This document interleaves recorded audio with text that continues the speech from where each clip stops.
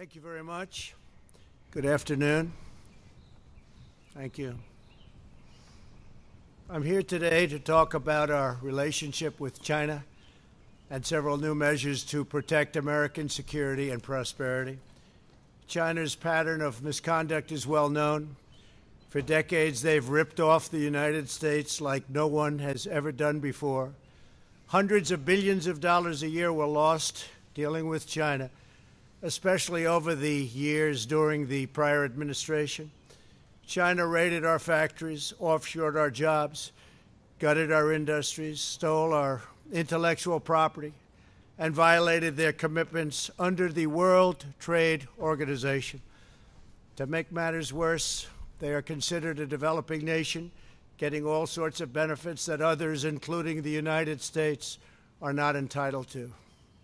But I have never solely blamed China for this. They were able to get away with the theft like no one was able to get away with before because of past politicians and, frankly, past presidents. But unlike those who came before, my administration negotiated and fought for what was right. It's called fair and reciprocal treatment. China has also unlawfully claimed territory in the Pacific Ocean, threatening freedom of navigation and international trade. And they broke their word to the world on ensuring the autonomy of Hong Kong. The United States wants an open and constructive relationship with China, but achieving that relationship requires us to vigorously defend our national interests. The Chinese government has continually violated its promises to us and so many other nations. These plain facts cannot be overlooked or swept aside. The world is now suffering as a result of the malfeasance of the Chinese government. China's cover-up of the Wuhan virus allowed the disease to spread all over the world, instigating a global pandemic that has cost more than 100,000 American lives and over 1 million lives worldwide. Chinese officials ignored their reporting obligations to the World Health Organization and pressured the World Health Organization to mislead the world when the virus was first discovered by Chinese authorities. Countless lives have been taken and profound economic hardship has been inflicted all around the globe.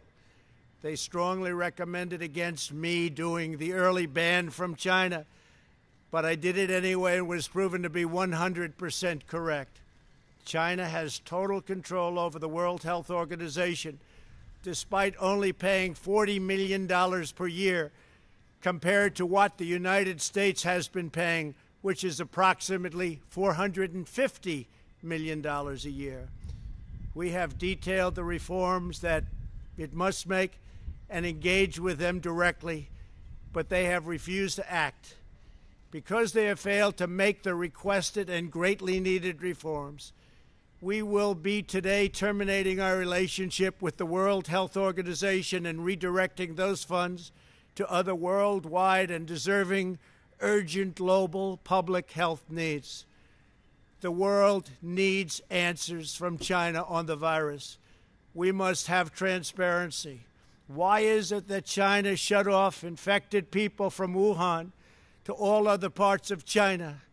It went nowhere else. It didn't go to Beijing. It went nowhere else. But they allowed them to freely travel throughout the world, including Europe and the United States. The death and destruction caused by this is incalculable. We must have answers, not only for us, but for the rest of the world. This pandemic has underscored the crucial importance of building up America's economic independence, reshoring our critical supply chains, and protecting America's scientific and technological advances.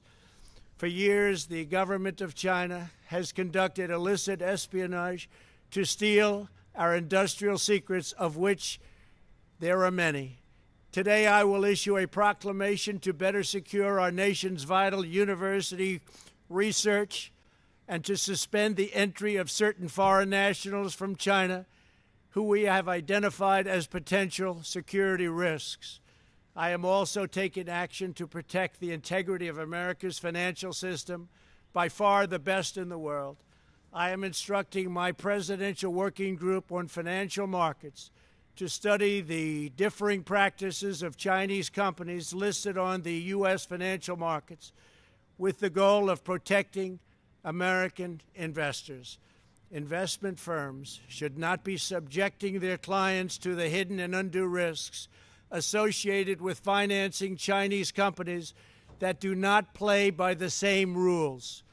Americans are entitled to fairness and transparency. Several of the most significant actions we're taking pertain to deeply troubling situations unfolding in Hong Kong.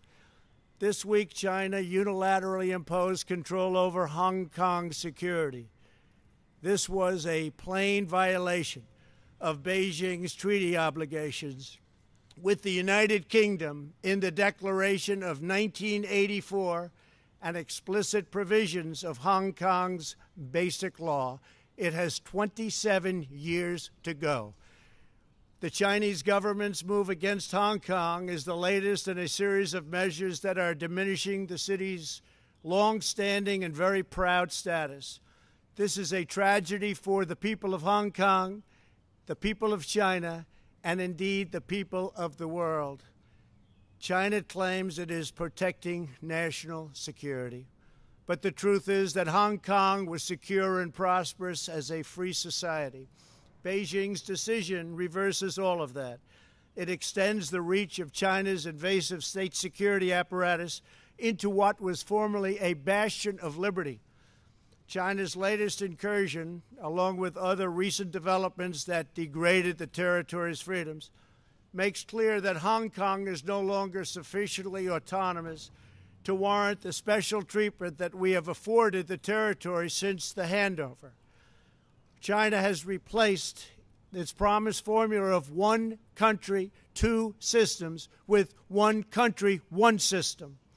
Therefore, I am directing my administration to begin the process of eliminating policy exemptions that give Hong Kong different and special treatment.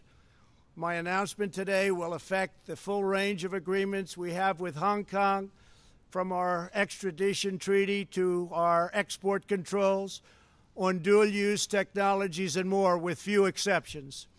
We will be revising the State Department's travel advisory for Hong Kong to reflect the increased danger of surveillance and punishment by the Chinese state security apparatus. We will take action to revoke Hong Kong's preferential treatment as a separate customs and travel territory from the rest of China. The United States will also take necessary steps to sanction PRC and Hong Kong officials directly or indirectly involved in eroding Hong Kong's autonomy and just, if you take a look, absolutely smothering Hong Kong's freedom. Our actions will be strong. Our actions will be meaningful. More than 2 decades ago, on a rainy night in 1997, British soldiers lowered the Union flag and Chinese soldiers raised the Chinese flag in Hong Kong. The people of Hong Kong felt simultaneously proud of their Chinese heritage and their unique Hong Kong identity. The people of Hong Kong hoped that in the years and decades to come, China would increasingly come to resemble its most radiant and dynamic city. The rest of the world was electrified by a sense of optimism that Hong Kong was a glimpse into China's future, not that Hong Kong would grow into a reflection of China's past. In every decision, I will continue to proudly defend and protect the workers, families, and citizens of the United States of America. Thank you very much. Thank you.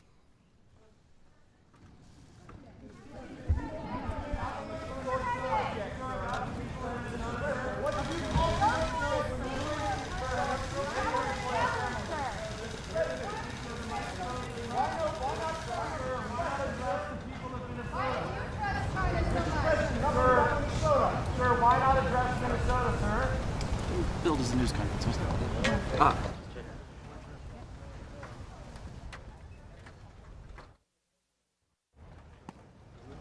Press conference. Yeah, what happened to press conference?